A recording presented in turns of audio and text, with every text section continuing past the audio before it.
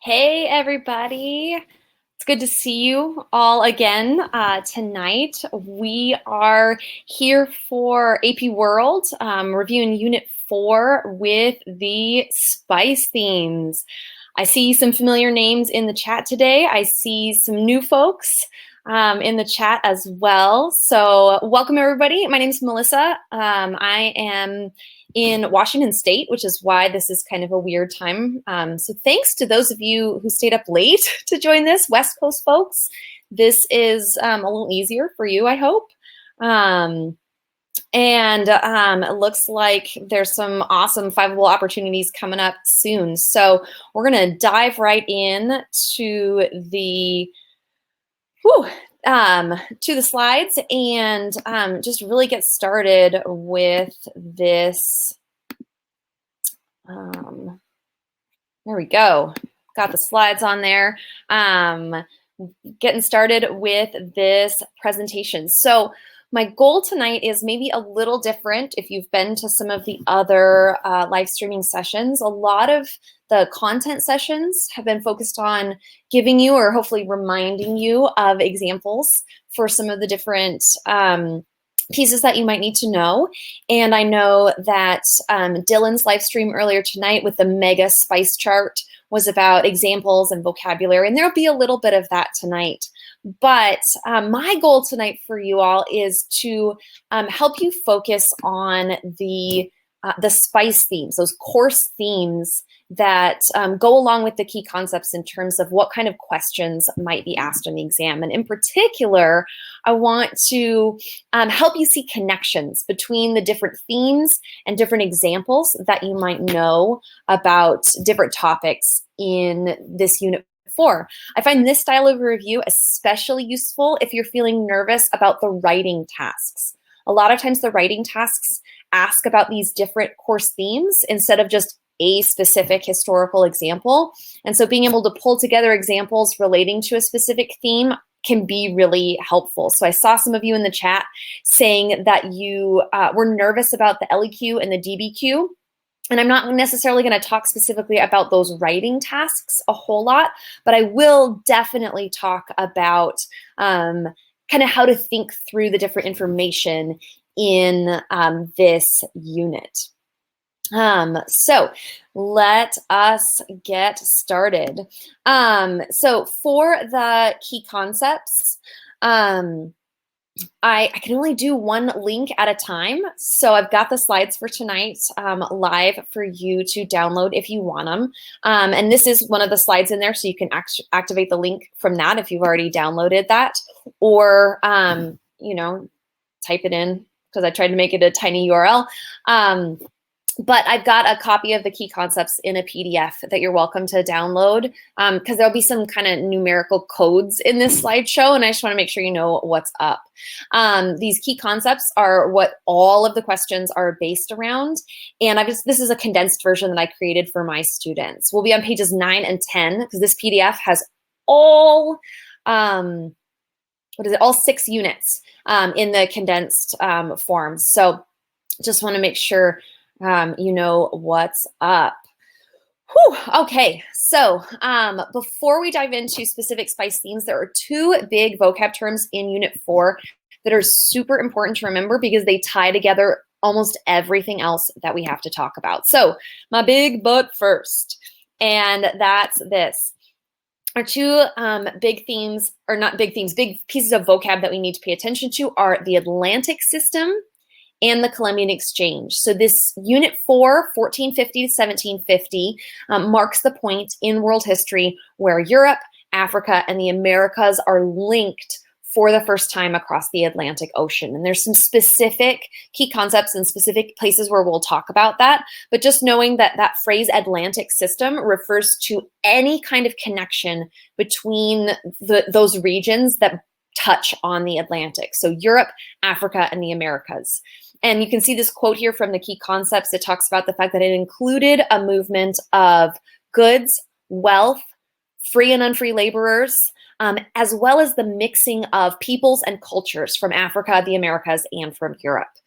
So a lot of these spice themes will relate to that Atlantic system, but that's a phrase that I sometimes see in released College Board items. So I want you to really hone in on that phrase as being super important. It's not the only important thing in this unit, but it's a big deal one. The other key piece of vocab that I want you to just have in your brains for this unit is the Columbian Exchange, which is not the same thing as the Atlantic system. The Columbian Exchange specifically is the transfer of animals, plants, diseases, goods, and people between the Americas and Afro-Eurasia. So the Atlantic system talks about any kind of connection between those regions. The Columbian Exchange is specifically a back and forth transfer of a variety of, both physical goods, diseases, and people across the Atlantic Ocean. So I'm going to roll through our different themes just in the order of the word spice because it keeps me from going crazy. And my hope is that as we talk through these, some of you in the chat will pop in with examples for some of the details and ideas that I am talking about. And then she'll ask questions. I'm going to try and move fairly quickly, but please, drop them in that ask a question section so that I can see your questions specifically and I don't miss it if the chat starts getting really active. So feel free to ask questions and I'll try and pause periodically to give you some good answers or to ask the crowd to help us answer because y'all have amazing smart brains and I want to make sure we tap into that resource as well. So as we talk about these themes, I'm going to give you some guiding questions to think about these themes so that when you see these words, you're going to ask yourself this question and know if you're thinking about the right kinds of ideas and details for that theme. So our first theme is the social theme, and people often get social and cultural mixed up, and that can hurt your answers on some of these written questions if you see that word social, but you give a more cultural response. So social, we ask ourselves the question, how do people interact with each other? So in terms of social structure, we might want to think about relations between people based on their class or based on their gender, based on their role within a family, based on race or ethnicity, which becomes really important in this unit. So social is about interactions of people.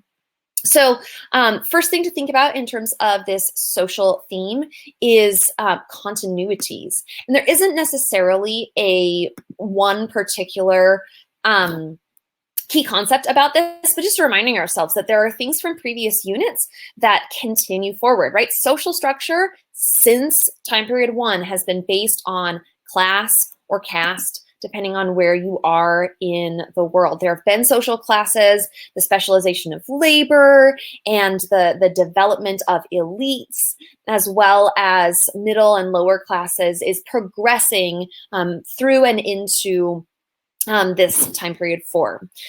In terms of gender relations and social structure, we need to remember that patriarchy hasn't gone anywhere. We don't necessarily see a lot of intensification of patriarchy in particular, but we definitely see the continuity of patriarchy through the majority of civilizations in the world. There are still some civilizations that are relatively egalitarian or equal gender-wise, but for the most part, we see patriarchy, a valuing of men's work and of men themselves above the work and the personhood of women in their societies. So those are my big continuities. And here are some of the major changes in this particular time period. So one of the first big changes is that we're going to see an increase in opportunities for different people to get involved in trade and wealth and all that kind of stuff. And that's going to lead to the emergence of new elite groups, especially in the Americas. When we think about all these different groups of people from Africa and Europe coming to the Americas and creating a whole new class structure with that Atlantic system, we're going to see new elites emerge in that system and just the creation of a whole new hierarchy there. So can you think of some of the groups who might have, so folks in the chat, stick with me. What are some of the new elites that you can think of who are relevant in this time period 4?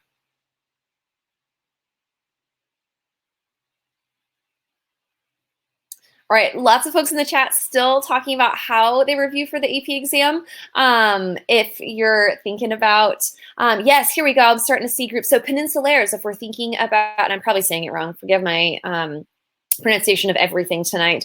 But if we think about in the Americas, right, Spanish-born people of Spanish descent ended up at the top of that elite class, but also the Creoles in the Americas. So those are people of European descent, but born in the Americas. We see, that's an example from the Americas. We also see merchant classes in Europe and in the Mediterranean becoming a more elite class.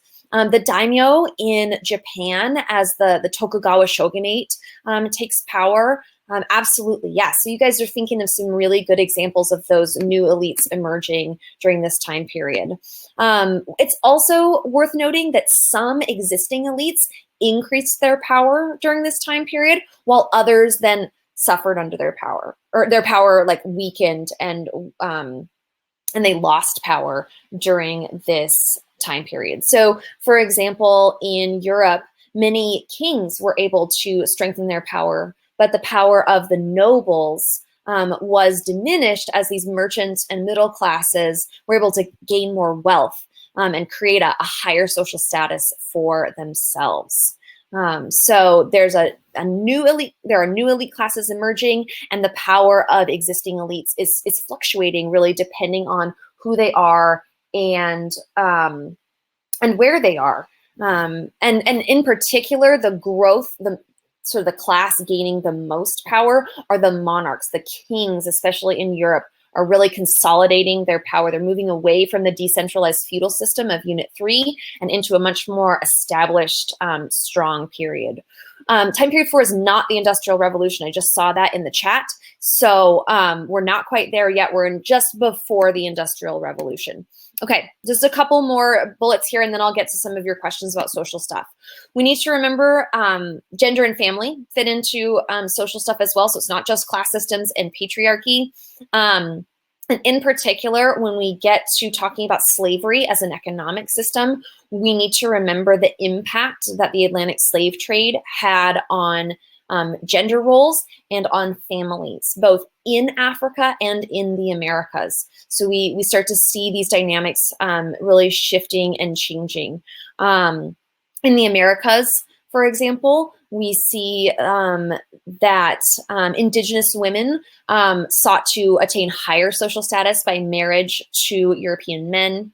In Africa, because a large number of men are being taken as part of the Atlantic slave trade, we see African women taking on higher status roles and a greater responsibility within both their families and just in general in their societies to deal with that demographic imbalance that we'll talk about a little bit later. And so, yep, Catherine's talking about men's roles and women's roles.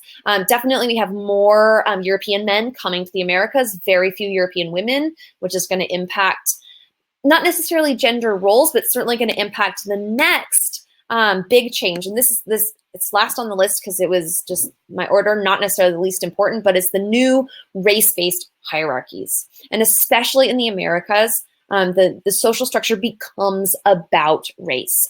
As we have new groups of people coming to the Americas, Europeans and Africans, and as we have mixed race people, suddenly becoming a larger and larger part of the population in the Americas in particular. Race-based hierarchies are a huge, big deal.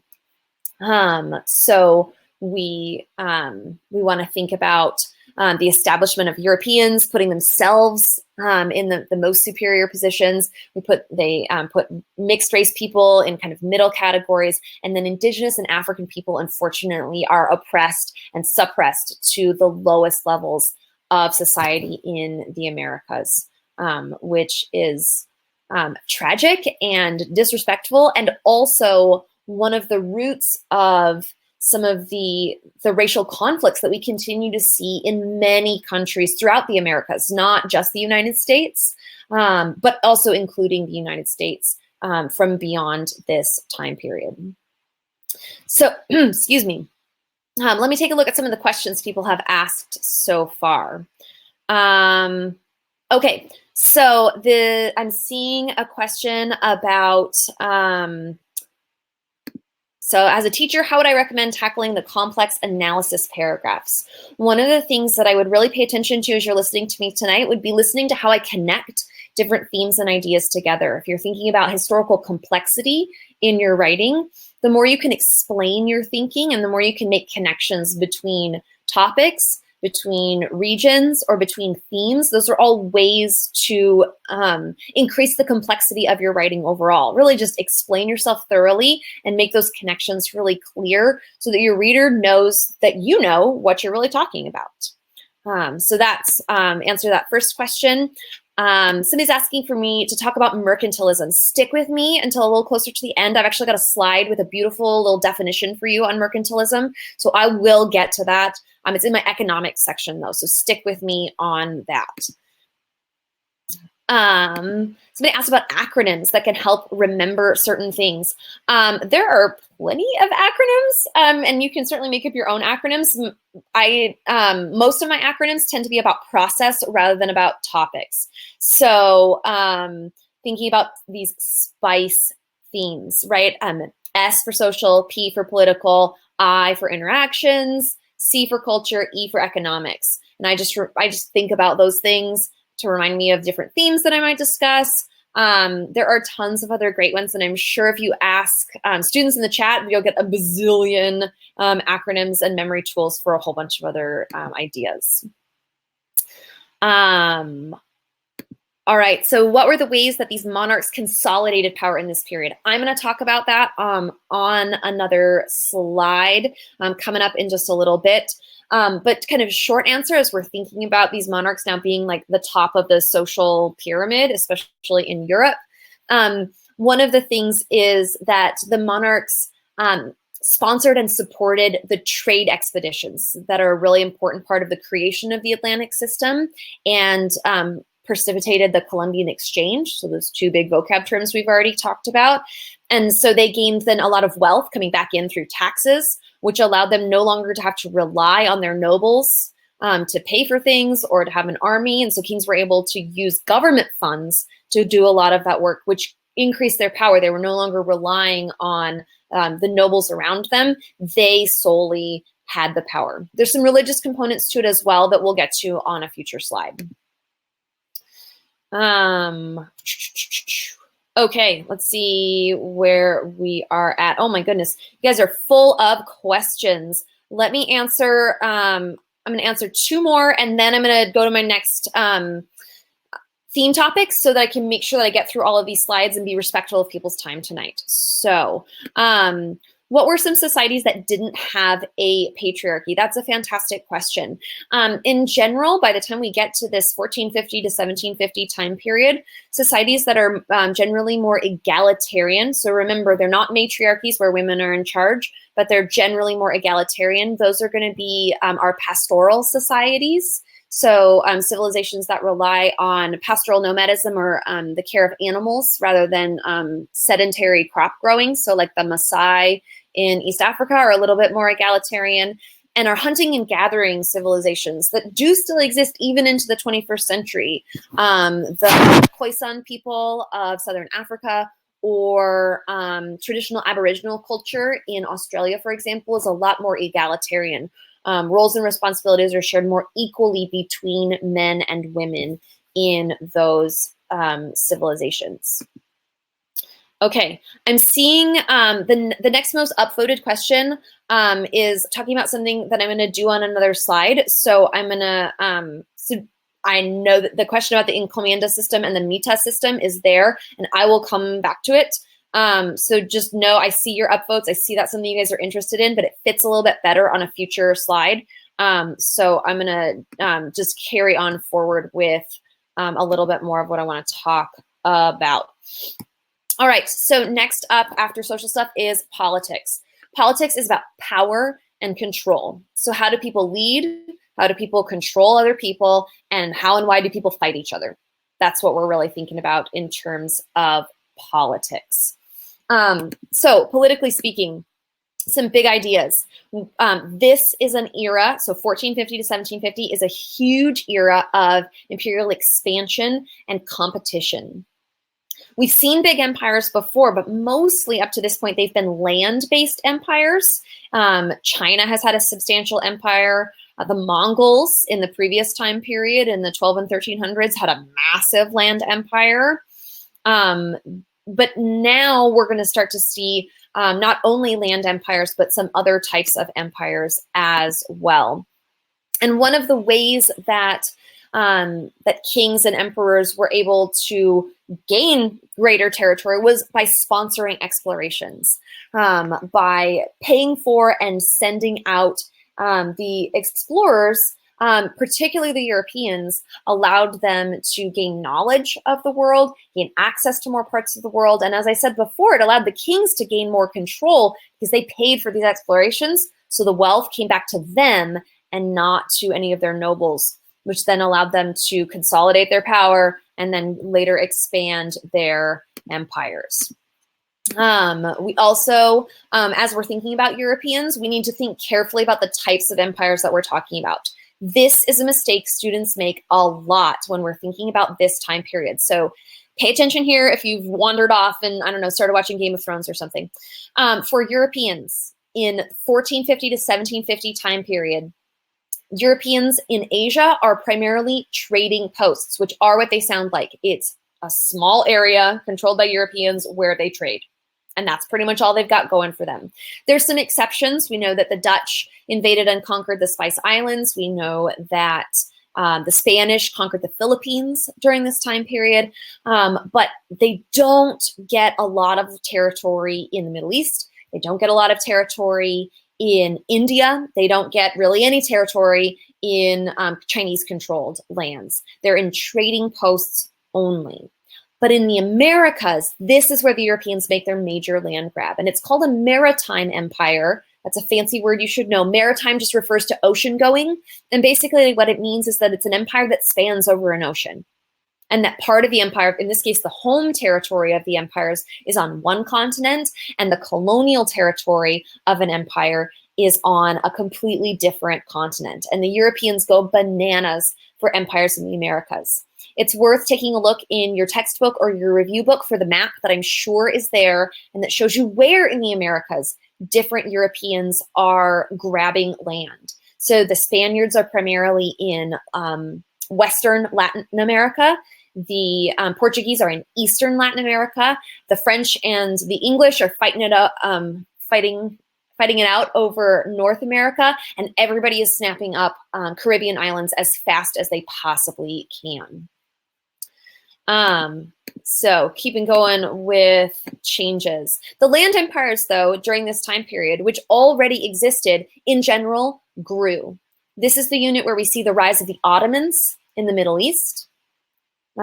This is the Ming and Qing dynasties in China, so big territory in China. This is the growth of the Russian Empire. So the Russians go from a very small civilization in what's now Western Russia to span all the way across Northern Asia, all the way to the Pacific Ocean over the course of this time period. We also have the Mughals making a substantial impact in most of what we see in India.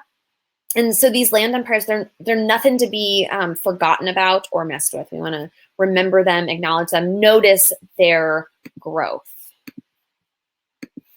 And okay, so mercantilism. We've had the question about mercantilism very briefly here, and I'm going to come back to it on my economics slide, but it's worth noting that mercantilism is an economic system used by governments to basically try and win at creating an empire. The goal of mercantilism is to limit your imports, so limit the number of things you have to buy from other countries and maximize your exports. So increase the amount of goods that you're able to sell to other countries. And it's one of the motivations driving this competition between Europeans. They want to be the richest. They want to find the best resources. They want to have the biggest empire. So mercantilism is a part of imperial expansion.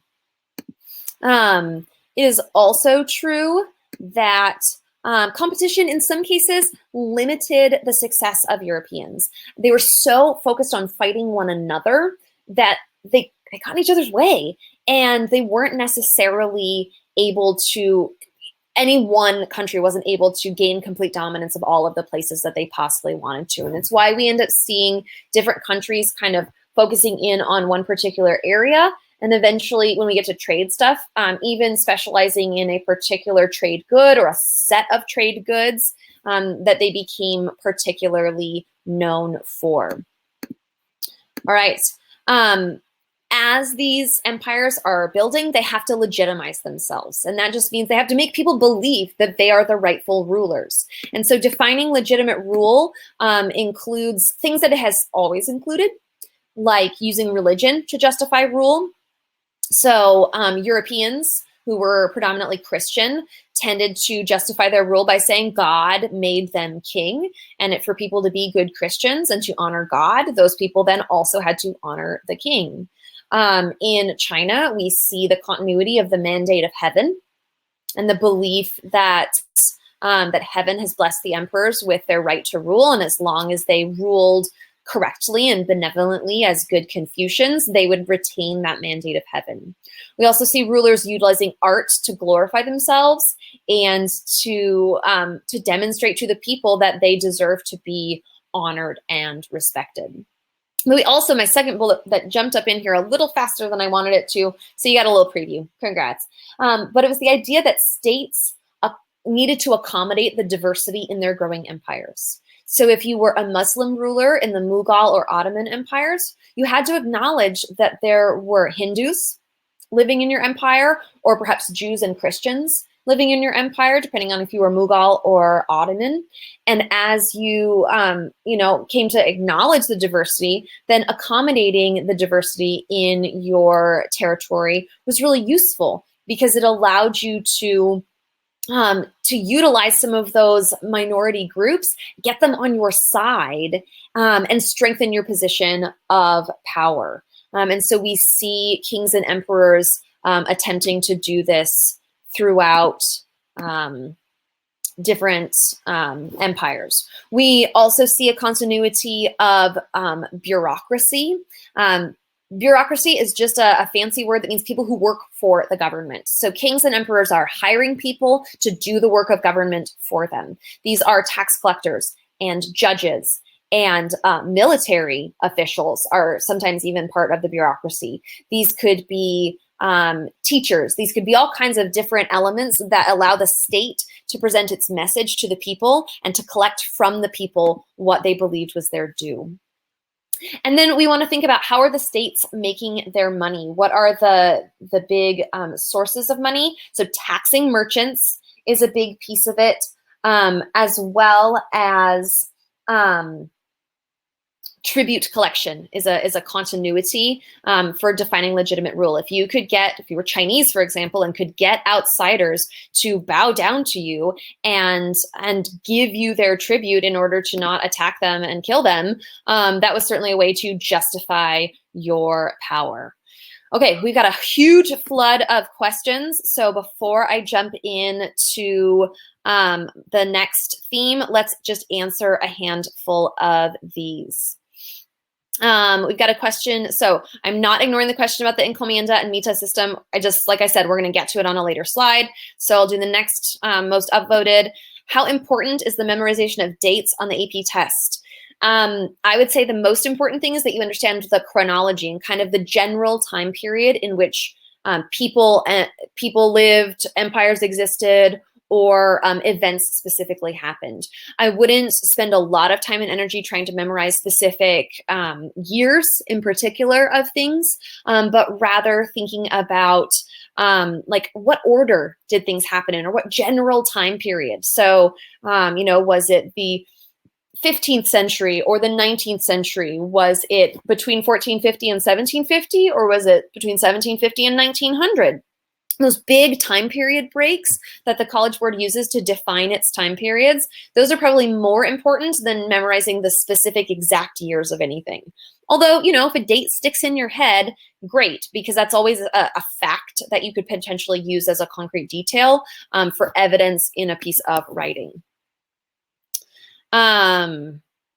So somebody's asking the question, are there any notable examples of rulers using religion, art, etc. in this time period to maintain their power? Hannah's got a great answer to this with Louis XIV and the building of Versailles in France, right? Really glorifying himself, glorifying in terms of power. We also see Europeans in a big way, connecting themselves with religion, being crowned in Christian ceremonies, and even commissioning artists to paint themselves into biblical paintings. So you'd have a picture of Jesus, for example, giving the Sermon on the Mount, and the king or the lord of your Italian city-state would be sitting there in the crowd listening to Jesus right along with his disciples. And that would be a way that people would say, oh, my leader is so religious, so devout, that he's there in this painting. And so that would be a couple of examples that come to mind right away. All right. And then somebody's asking me, will China be discussed? I've got very little information on that area after time period 3. Oh, Hannah, I so appreciate this question. I'm going to try and talk about China. Folks in the chat, as I'm talking through examples, if you think of great examples from China that I'm not mentioning right away, please drop them in. We are talking about the Ming Dynasty and the Qing Dynasty in China. So we've already talked a little bit about the continuity of the Mandate of Heaven. That's really important in this time period, but I will try and drop in as many China examples as I can think of to make sure that you're getting a little bit of detail, because I totally know the feeling. It's really tempting to get really Eurocentric from this Unit 4 onward. So I'm going to do my best to make sure that we're avoiding that. And if you guys see me doing it, call me on it so that I can make sure we're getting non-European examples to you. Okay, I'm going to pause answering questions for just a couple minutes and dive into our next theme, which is interactions between humans and the environment. This is not interactions between humans and each other, but between humans and the environment. And this is one of those themes that is super duper important. And my students, at least, often struggle with it the first time around. I think because it seems too obvious, but the good news is that the obvious is correct. So one of the pieces that's part of this theme is thinking about technology that allows humans to interact with the environment. We want to think about maritime or sailing technology. A lot of the maritime technology prior to 1450 comes from Asia to Europe. But from 1450 onward, we now start to see Europeans advancing their maritime technology a lot more quickly. They are utilizing Chinese and Indian and Middle Eastern technologies, and then developing some of their own.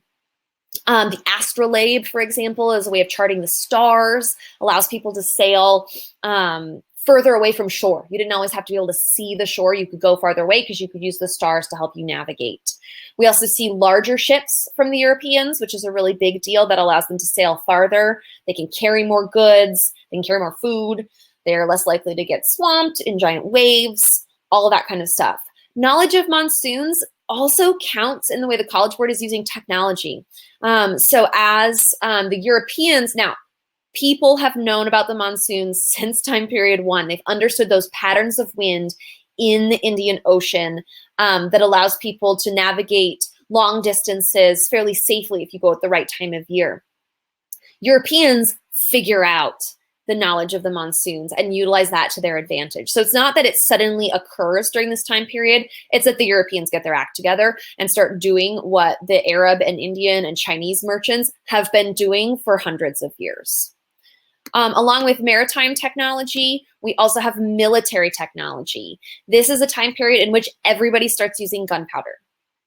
So the Chinese invented gunpowder in time period 3 and start using it for both entertainment and then eventually military purposes. And so then gunpowder technology has gradually made its way across Eurasia from East Asia into the Middle East and into Europe. And so all of our big empires, as they've expanded, whether they're land empires or maritime empires, they are utilizing gunpowder technology, for example, to conquer that land and to hold on to it. Military technology is also one of the factors that allows the Europeans to conquer some of the territories in the Americas as well as in Southeast Asia, because they go to areas where the people have not also developed gunpowder technology, and that gives them a technological advantage. It's really important that we remember, as Europeans are taking over the world in units 4 and 5, that it's not because they were smarter or better than anybody else, but often because they had some things working for them that were almost matters of like good timing or luck. And so this having access to technology before some other groups was definitely a really big deal. All right, also in this theme is specifically some information about the Columbian Exchange. So remember, that's the transfer of goods, animals, people, diseases between Afro-Eurasia and the Americas. So breaking that down just a little bit, disease is hugely important. Almost all of the diseases spread from Afro-Eurasia to the Americas. Syphilis is our one example that we see going the other direction. And because the Americas have been geographically isolated from Afro-Eurasia for most of human history, the people of the Americas don't have the exposure to the diseases, and it is catastrophic. So even diseases that were fairly common in Europe and at least decently survivable were absolutely deadly. Measles is a good example of a disease coming from Afro-Eurasia and devastating American indigenous populations. Smallpox would be a second really good example if you're wanting to have two examples. And we see a couple of things going on. One is that even inadvertent contact with diseases could wipe out indigenous populations, but there is also example, I saw somebody in the chat saying it, some biological warfare. We do see evidence of Europeans intentionally spreading infectious diseases to indigenous populations in order to weaken people whom they saw as the enemy. It's very difficult with the lack of written records, and especially with the chaos that ensues in many indigenous cultures after the diseases arrive, to know exactly how much the population was damaged. Some scholars estimate, though, that as much as 90% of the indigenous population of the Americas dies as a result of the Columbian Exchange. That number may be a little bit high in some areas. It is also true that in some areas in the Caribbean, 100% of the indigenous population was wiped out by European diseases. You really cannot overstate the significance of disease for European success in the Americas. The disease wiped out so many more people than European militaries ever did. Second point with the Columbian Exchange, though, is spread of food. So we have Afro-Eurasian crops coming to the Americas and being grown there. We also have food crops from the Americas making their way to Afro-Eurasia. So in the chat, why don't you type in some examples with its place of origin? So what are some Afro-Eurasian foods that make their way to the Americas?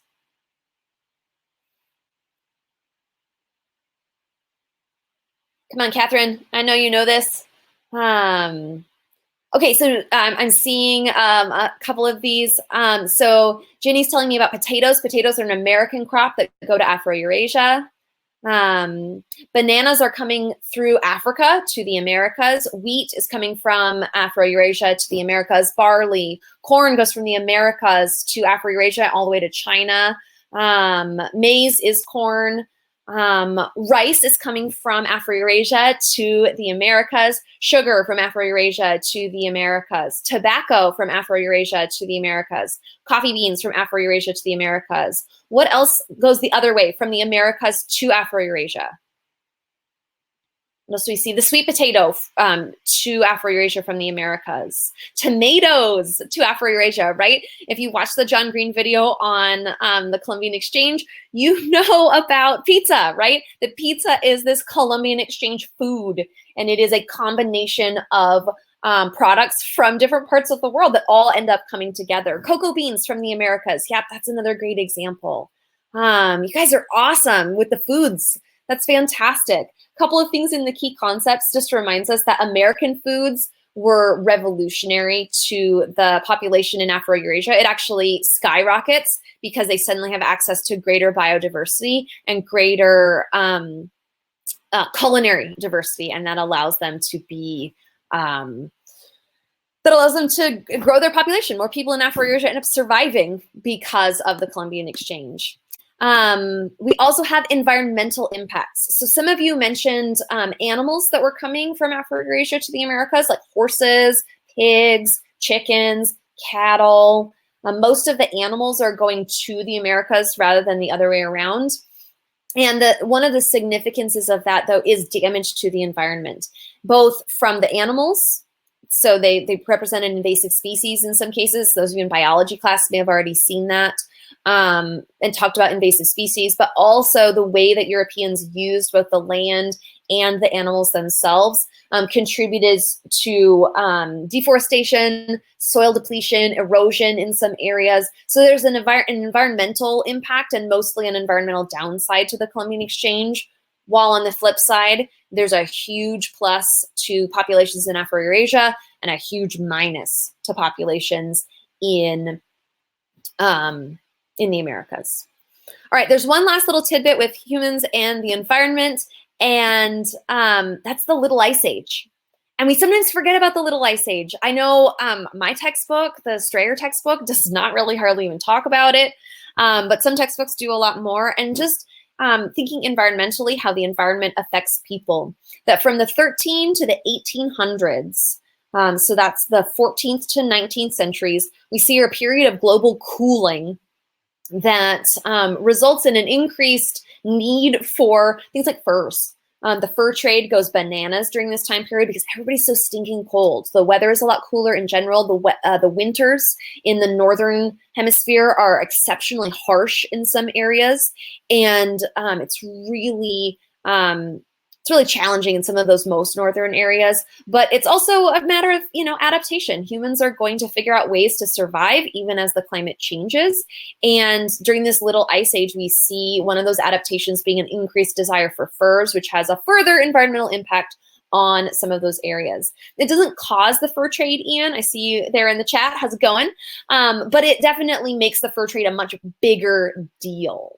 So this is the Little Ice Age, not the big one from prehistory. This is a shorter one and it's less extreme, but it's still a significant period of global cooling. All right, a couple questions before we dive into culture. So hang on there with Nkomanda and Mita, we will get there. How and when did the British colonize India? That is mostly going to happen in the next time period. So after 1750, the British start with a trading post empire in India, and then gradually through both negotiation and armed invasion are able to kind of pick away at the Indian subcontinent until by the 19th century they control all of India. And I will talk maybe a little bit more about that next Sunday when I talk about units 5 and 6, but just know that that's more of a post 1750 topic. All right, so let's see what else we are looking at. Let's see a question about the Indian Ocean trade system, which I'll get to on a future slide. Seeing this good question. How do you keep track of what happened in which time period? I'm so glad you asked that question. For me, and what I try and encourage for my students is think about the story, right? In a book, in a novel, you keep track of what happened in order as you think about the story and what events lead to the next. So if you think about that skill of causation, that's a great way to think about what happens in what time periods, because it's just a big long chain of cause and effect. It's also unfair because, right, I've been teaching world history for 10 years, so I sound like this is super duper easy, but the reality is you're trying to memorize a whole lot of stuff. So give yourself grace.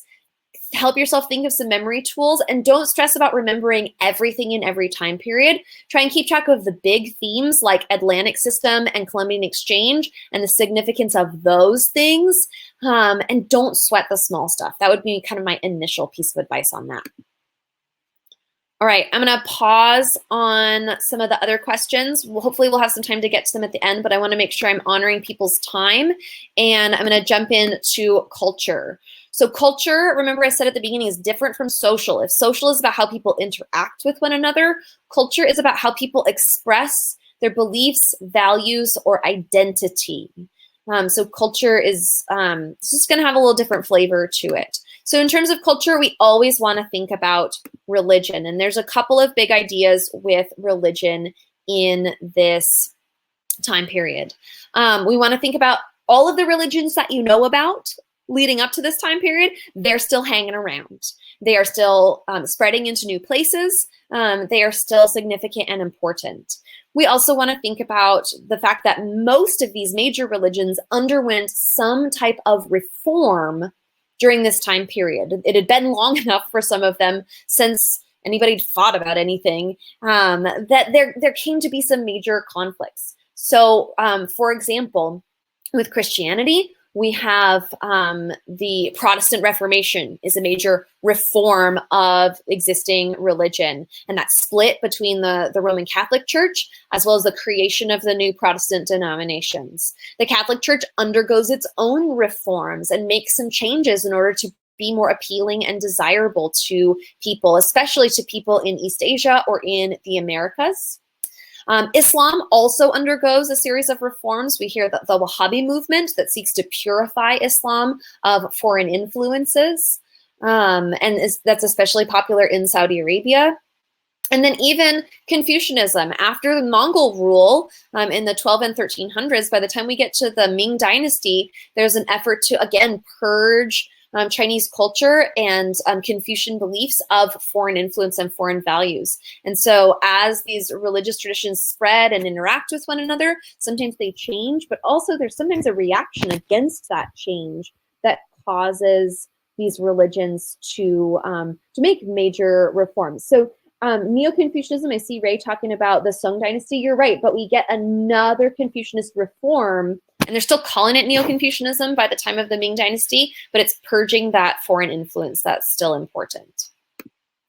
It's also, right, religious conflicts. So we not only see the spread of religion or the internal conflicts and those reforms of those religions, but also religious conflicts between groups. Protestants and Catholics end up seeing themselves as almost completely different religions, and thousands of people in Europe die over the Protestant Reformation. We see continued religious conflict in the Ottoman Empire between Muslims and Christians and Jews. We see conflict in the Mughal Empire that has to be dealt with between Hindus and Muslims. We see the emergence of Sikhism in Unit 3, but the growth of Sikhism as a tradition that seeks to kind of bridge religious conflict in the Mughal Empire. So there's a lot of examples just there, but the idea is that religions are undergoing reform, they are spreading, and as they interact with each other, they're also creating conflicts. And then here is a huge word for this unit when we think about religion. It's been in other units as well, but this is a really big time to remember it. It's syncretism. Religious syncretism is the blending of religious or cultural traditions in different regions as different groups of people come into contact with one another. So religious syncretism in the Americas, for example, is huge as indigenous American traditions get blended with particularly Spanish and Portuguese Catholicism, as well as West African traditions as a result of the Atlantic slave trade. So we get blended religions such as Santeria in Haiti, such as Vodun or Voodoo throughout the Caribbean and kind of southern North America, as well as some other syncretic traditions that blend Latin American gods with Catholic saints, for example, and some of those kinds of ideas. So spreading, reforming, conflicts, syncretism, that's our big deal with religion. Remember, though, that culture isn't just about religion, it's also about arts and sciences. And some kind of big things to think about in this time period is that as there's more money, which will be on the next couple slides with economics, more people can afford art. So there's more art because the artists are now no longer starving. This is kind of the late Renaissance in Europe, but it's definitely a flourishing of artistic movements because everybody's flush, and so they're paying for art, which is pretty awesome. We see expanding literacy, an increase just generally, especially in the Western world in terms of literacy, because people have a little bit of extra income happening. And we also see just a general expansion in innovation and science. As the world becomes more connected, people have access to goods, ideas, technologies from each other, and those things then perpetuate more goods, ideas, technologies, scientific knowledge, etc. This is the time period of the scientific revolution in Europe, which is not the first time there's been a scientific revolution, but it's a big deal for Europeans for sure. This is where we see famous folks like Galileo and Kepler and Copernicus making a big deal. This is where we see the beginnings of our current understanding of biology. We're not to Charles Darwin yet, but we're starting to get an understanding of like basic building blocks of scientific knowledge, and that these are a big deal. Isaac Newton invented calculus. I can see some of my AP calculus students are remembering things in here. The Protestant Reformation also does make people a little bit more literate. Yes, Samantha, that's an awesome statement there. And the reason for that is because Protestants said everybody should learn to read the Bible. And so expanded literacy for Protestants was, if everybody should know how to read the Bible, everybody's got to learn to read, which meant that Protestants, for example, taught their women to read, because women under a patriarchal system are supposed to be at home with the children, but their job is to teach the children to read the Bible. So women have to learn to read the Bible. And so suddenly Protestant women, unlike Catholic women, are gaining a greater access to general literacy, both as readers and as authors even, during this time period as a result of their shifting religious beliefs. The Enlightenment is definitely a piece of this. The Enlightenment ideas about beginning to start questioning religion, starting to question government, those kinds of things begin in this time period, but they become hugely important in our next time period. So as we think about the 1700s being the point at which it's kind of this shifting point from old traditions to new Enlightenment thinking. And so I tend to talk about the Enlightenment more with Unit 5, but you're absolutely right that some of the Enlightenment writers and thinkers are emerging during this time period. So, you know, world history is messy and stuff happens in more than one time period. All right, let me pop in and see a couple more questions. Okay, still seeing some trade questions. I'm going to jump down around those.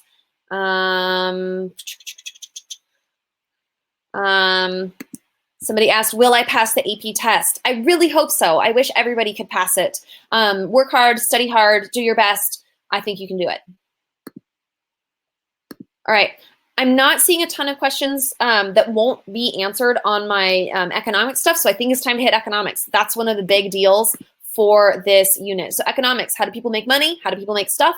How to make people ever do work for them so they don't have to. So let's start it off. Economics. One of the big themes economically for this unit is globalization, the increasing connectivity of people to each other, and trade. Trade's always been a big deal, but it increases. There's super intense trade. Everybody's trading. It's a big deal. For some folks, that leads to increased prosperity. For other folks, that leads to an economic disruption. Systems like the Indian Ocean system that had existed for a really long time continue to exist during this time period, and I'll get to a little bit more of that, but there's a major disruption because the Europeans show up in that system. Trade in the Americas is hugely disrupted as the Europeans show up and start changing what is traded and how things are traded and where things are traded. And so there's a major sense of disruption during this time period. So the Atlantic system is a good way to think about the massive economic disruption during this time period. So let's talk about European merchants in Asia, because this is a place where students really struggle. European merchants in Asia did not control trade in the Indian Ocean. The Europeans don't control trade in the Indian Ocean until the Europeans control the land around the Indian Ocean. So really, until the 19th century, Europeans don't control that trade. Mostly what Europeans did with their trading post empire, mostly what they did is they acted as middlemen. They got huge profit by trading things from one Asian power to another, or operating on behalf of their own companies to purchase goods from Asian merchants and bring those goods back to Europe. So mostly the European merchants in Asia are middlemen. They are not dominating or controlling this trade. That's hugely important. It's the Portuguese, it's the Dutch especially. It is a little bit the Spanish, it's the British for sure. The French are getting in on some of that action as well, but none of them are dominating this trade. The trade is still really heavily dominated by Arabs, by Indians, and as we get further east, by the Chinese as well. All right, let me see what's next. Globalization in general, we just need to remember people are becoming increasingly connected. As they become increasingly connected, one of the ways that people are becoming connected is the silver trade. So the silver trade, silver's been around for a long time. It's not new, but there's suddenly a new source of silver that is able to gain Europeans access to things they want from China. China doesn't need any European stuff. China has better stuff than everybody at this point. But they want silver because that's the currency of their government. Taxes, for example, have to be paid in silver in China. So it's a really big deal. And there's a lot of silver, it turns out, in the Americas. So American silver gets transported largely by the Spanish across the Pacific Ocean into the Philippines, to Manila, which is a big silver port. And then that silver is used to purchase Southeast Asian, East Asian, and Indian goods. And so the silver winds up going into China, into India, into Southeast Asia, also into Japan. And this is really troubling for the Europeans, but it's their only way in at this point. So globalization is tied together largely through that silver trade. Okay, so some vocab. I got to talk to you about mercantilism and joint stock companies. So I'm going to jump to my next slide. So mercantilism, people have been asking about this. Here's your beautiful, my best beautiful definition I could give to you. Mercantilism is an economic policy. Oh, hang on, let me find that question specifically so people know I'm answering it. Oh, I lost it. All right, I've lost the question. But for those of you who are wondering, mercantilism, economic policy where governments try to maximize their exports and their profits, and hopefully in return, and along with that, minimize their imports. They're selling more than they're buying. The significance of this, and this is probably what's most important, is that colonies have to sell their resources to the home country, or the country that controls them, pretty much exclusively. So if you're in a Spanish-controlled territory, your raw materials, your resources go to Spain. And they could generally only buy finished goods, manufactured goods, from their home countries. So Spanish colonies are not trading directly with China. They're trading with Spain, who is getting goods from China. So the Spanish are using this to make a profit at every step of the way. They get silver out of the Americas. The Spanish government taxes the silver that the miners mine. They ship the silver to Asia, and it's used to buy goods. Those goods go to Spain first, and then from Spain to the Americas. So in the Americas, you're buying it at a steep, steep markup that represents the cost of sailing those Spanish goods all around the world, literally. And this mercantilist policy is hard on governments because it's not really free trade, and so people aren't getting access necessarily to the best markets and the best competition, but instead they're trying to protect and restrict trade to just their own territories. And so some governments, it's a motivation for imperial expansion, but it's also later going to be a motivation for imperial rebellions. American colonists especially are going to resent these mercantilist policies because they're so damaging to the colonial economies. Nobody can get rich in the colonies, or at least not rich enough, because they can't compete. They have to do business only with their home countries. Okay, joint stock companies is one of the other big vocab terms in the key concepts from this unit. A joint stock company is a corporation or a company that is owned by multiple people, and they have shares in proportion to their investment. So if you have a lot of money and can invest, you get a lot of shares, and you get a proportional amount of the profits in return. If you don't have a lot of money, you can invest a little bit, buy a tiny piece of the corporation and get a tiny piece of the profits back, which may still be a sizable fortune. The significance of joint stock companies is that it allows slightly less wealthy people the opportunity to participate in growing global trade. More kind of regular people almost are able to participate. You don't have to have a huge fortune all by yourself. You could just be, a reasonably wealthy person with a little bit of money, but if a whole bunch of you get in on it together, you can all make a ton of money. The East India companies, both the British and the Dutch East India companies, are government sponsored, but they are privately owned. They are joint stock companies. These are good examples. It's not quite free market capitalism, but it's the start.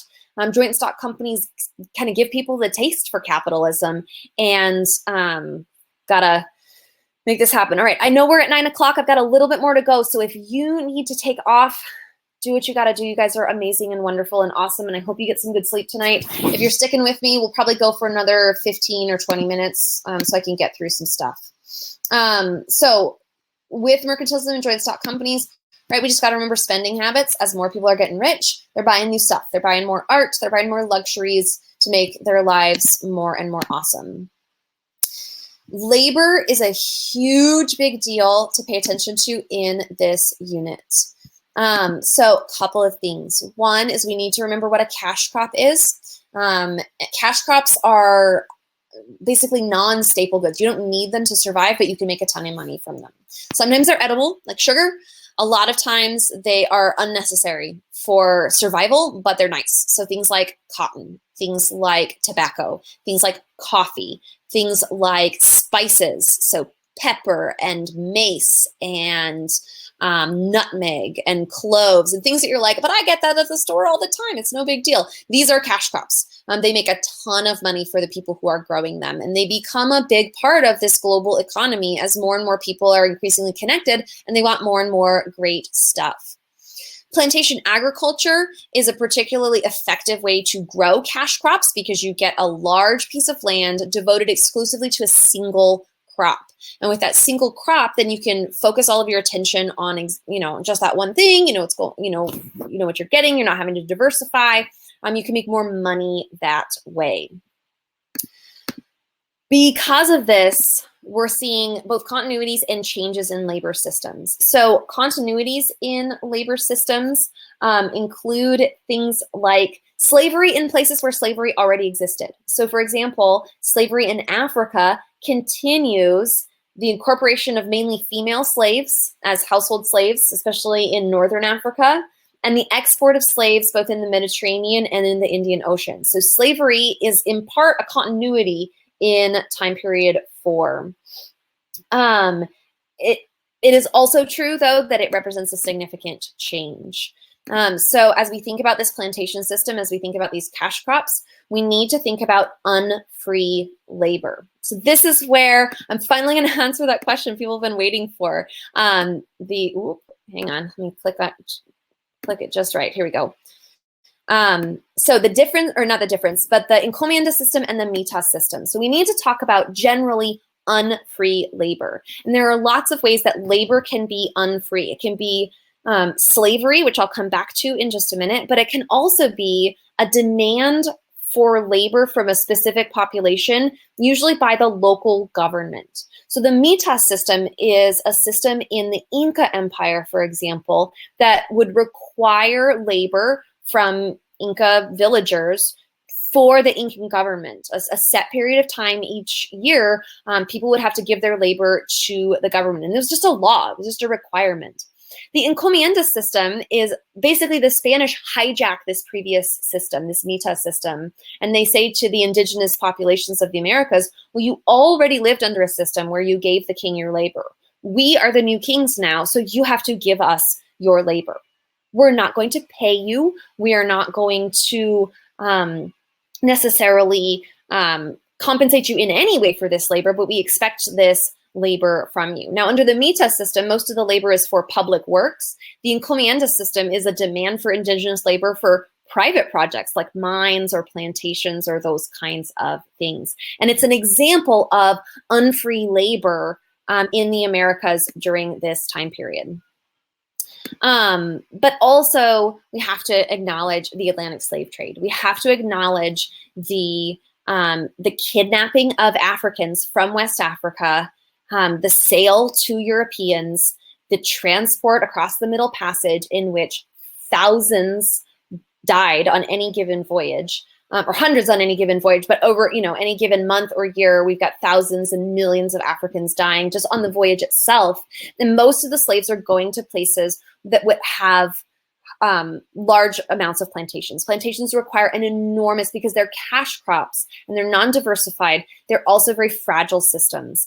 And so they require an enormous amount of labor, especially things like sugar plantations in the Americas are a place where a lot of slaves wind up.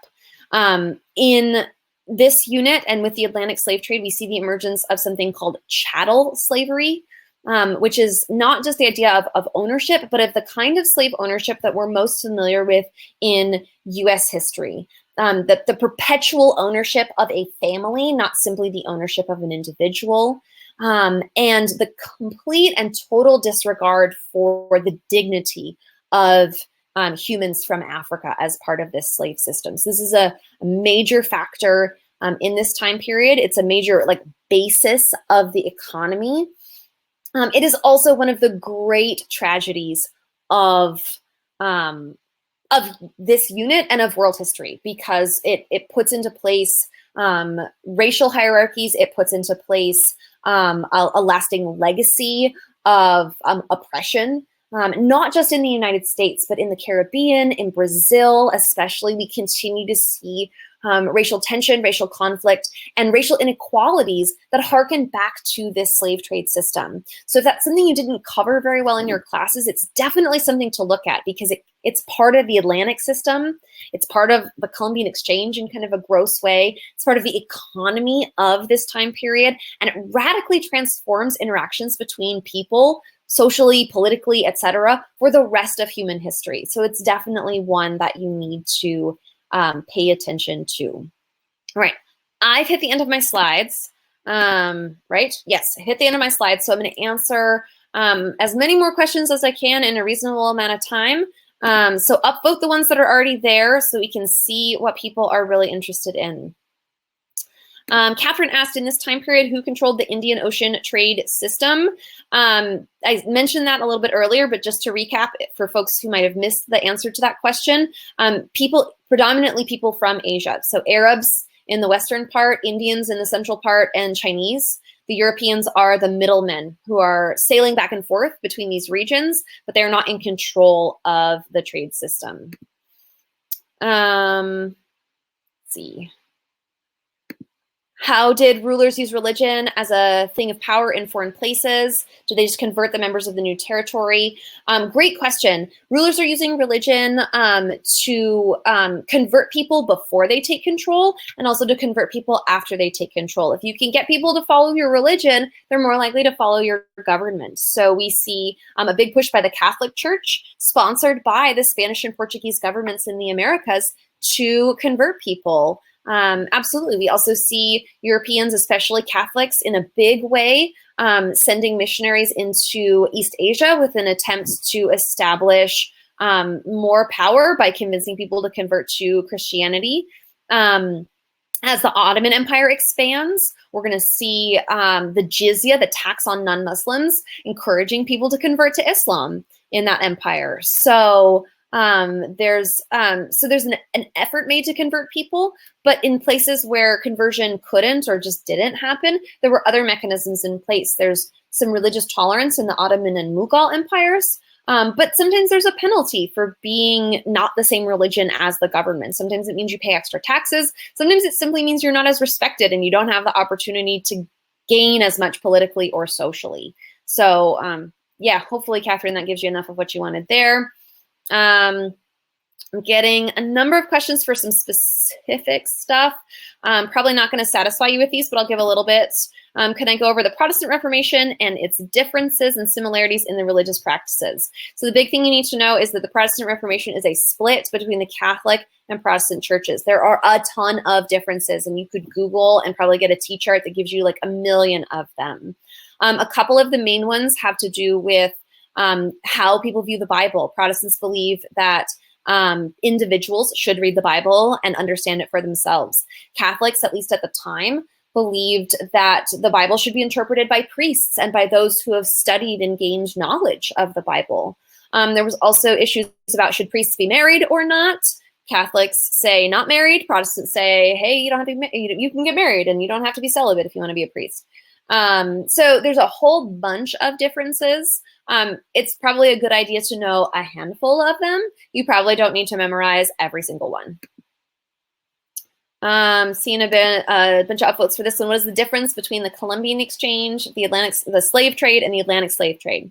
This is a great question because these are things people get confused a lot. So the Columbian Exchange is the general process, the transfer of goods, people, foods, etc., across the continents. So from the Americas to Afro-Eurasia, from Afro-Eurasia back. It includes the slave trade, but it is not the same thing as the slave trade. Slave trade in general just reminds us that slaves are being bought and sold throughout North Africa and the Mediterranean, throughout the Middle East, and throughout the Indian Ocean basin as well. The Atlantic slave trade specifically refers to the capture of Africans from predominantly West Africa and their transport across the Atlantic Ocean to European-controlled territories. Somebody asked, what's the order for race in the Americas? Again, you could Google a list to get a whole bunch of it. The big thing to know is that we see the Peninsulares, the Spanish-born people of Spanish descent, for example, followed by Creoles, so European descent, but born in the Americas. And then we get mixed race groups like mestizos and mulattoes, and then indigenous people and slaves at the bottom. Can I give an example of a maritime empire? Basically, all the European empires during this time period are maritime empires. They span across oceans. So Spain is in Europe, but they control territory in the Americas. That makes it a maritime empire. The Netherlands is in Europe. It's pretty tiny, but it controls territory in the Americas and in Southeast Asia. So that's a maritime empire, for example.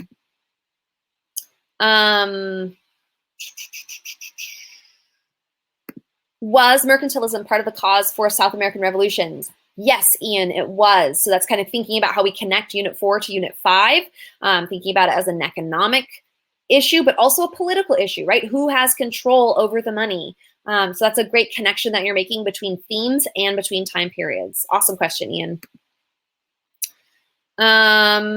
Can I explain how the Treaty of Tordesillas impacts how Spain and Portugal trade? It divides the Americas. So the Spanish get the western half, the Portuguese get Brazil, and it annoys the Protestants because they don't get anything, so they're not Catholic anymore. Certainly it increases the competition. That's the, like, trade-wise, that would be the big thing I would focus on, is that these, though the treaty resolved the fighting between these countries, there's still an increased competition for who's going to become the wealthiest in spite of this treaty. What are the main countries that use mercantilism? That would be most of the Western Europeans. England for sure, but also Spain and Portugal and France and the Netherlands. Most of our Europeans are going to be, at least in this time period, as they're expanding their empires initially, they're going to be heavily mercantilist, and freer capitalism isn't going to emerge until a little bit later, when we start to see that resistance to mercantilism and the political revolutions. Okay, checking out ones that also have some upvotes, because I probably got time for 2 more questions. So I'll take these ones here at the top that have the most upvotes. So what were the reforms in Hinduism, Confucianism, Islam? Talked about kind of the reemergence of Neo-Confucianism in China, and the kind of the purging of Mongol influence and foreign influence in Confucian traditions. In Islam, we see Wahhabi Islam, for example, comes to mind as a reform during this time period. Hinduism isn't as unified a tradition as many of these others. And so we don't necessarily see the same kind of like wide scale reforms. What we see is a continual process in Hinduism of adaptation and assimilation as new local beliefs emerge in different places. But in India, for example, we see not necessarily so much a reform, but an emergence and a growth in Sikhism, which is a new religious tradition that is not a blend of Hinduism and Islam, but is a religion that kind of bridges the divide in many ways, because it's a very inclusive religion that allows for the practice of a lot of kind of different ideas, and encourages peace and justice between different groups of people. So there's a couple of examples for that one. And then this last upvoted question is about process on the LEQ. So this person asks, Santa asks, do you have to choose between causation, comparison, et cetera, for the LEQ? If so, how do you know which one to choose? That's a fantastic question. And Savannah has said all of the prompts are geared toward one of those skills, but you won't necessarily know which one. You won't know in advance, and it won't like be labeled in the prompt itself. So you want to look for keywords, right? If you see the word change, it's a change in continuity question. If you see the word cause or effect, that's a causation question. If you see similarity or difference, those would be keywords to clue you in that it would be a comparative question. And really, you just want to read the prompt and do your best to answer exactly what it's asking. Don't stress too much about the historical thinking skill. Think instead about, how am I going to answer exactly what this prompt is asking? How can I use my knowledge of themes, my knowledge of content, my understanding of the overlap between those things to make my best possible answer? All right, that is all the time I have for questions tonight. I am 15 minutes over, so thanks to anybody who stuck with me. You guys are all amazing and wonderful people. Go and get some sleep tonight. And I'll be back next week talking about units 5 and 6. Next Sunday, we'll start an hour earlier, but there's a bunch of amazing upcoming sessions, both content and skill focused. So keep an eye on your email. If you're not already signed up for those 5able emails, get signed up so that you can know when things are coming and you can participate along with us in as many of this good stuff as possible.